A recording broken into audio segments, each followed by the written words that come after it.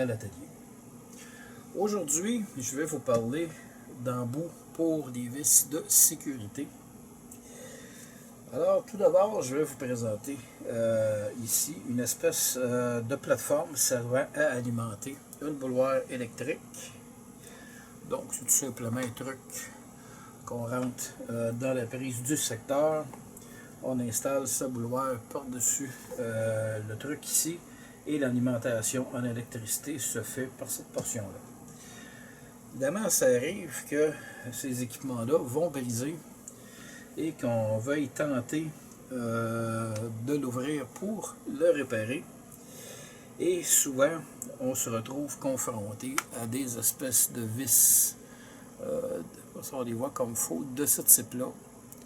Donc, qui sont des vis de sécurité et c'est spécialement conçu pour ne pas permettre à monsieur et madame tout le monde d'être en mesure d'ouvrir ce type d'équipement-là. Généralement, si on regarde par exemple dans des équipements de cuisine, que ce soit des malaxeurs ou autres appareils, si on regarde en dessous, il y a souvent ces espèces de vis de sécurité. Donc, pour être en mesure de dévisser ces vis-là, ça prend des embouts spéciaux. J'avais, il y a fort longtemps, mis la main sur un kit là, comme celui-ci. Vraiment un petit kit. Et dernièrement, dans une grande chaîne canadienne qu'on appelle Canadian Tire, ils ont mis sur le marché un kit beaucoup plus important. Alors, on retrouve à l'intérieur de ce coffret différents modèles de bits de sécurité, évidemment correspondant à différents types de vis. Donc, selon le type d'équipement, selon le fabricant, la vis de sécurité qui va être utilisée peut évidemment changer.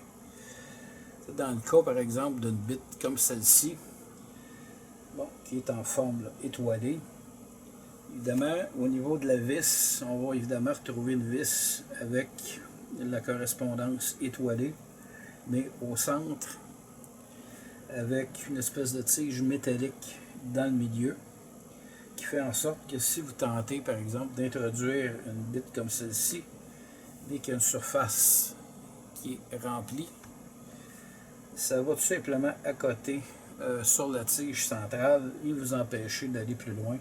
Donc, il vous sera impossible de démonter la vis, à moins que vous trouviez là, un moyen quelconque de contourner là, la sécurité.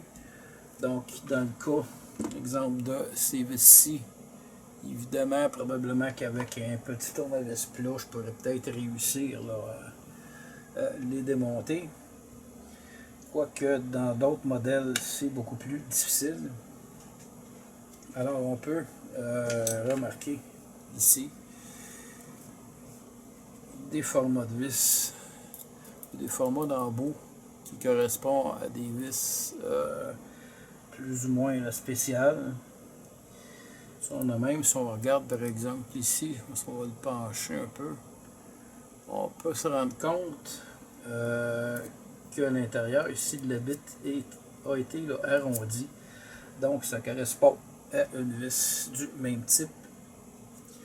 Finalement, à la fin du coffret, on retrouve là, quelques bits standards, donc des bits de type Phillips, ainsi que des bits carrés. On a en avant quelques bits là, de type Torx. Alors si je fais un test avec une bit comme celle-ci, donc qui est plus ou moins en forme triangulaire,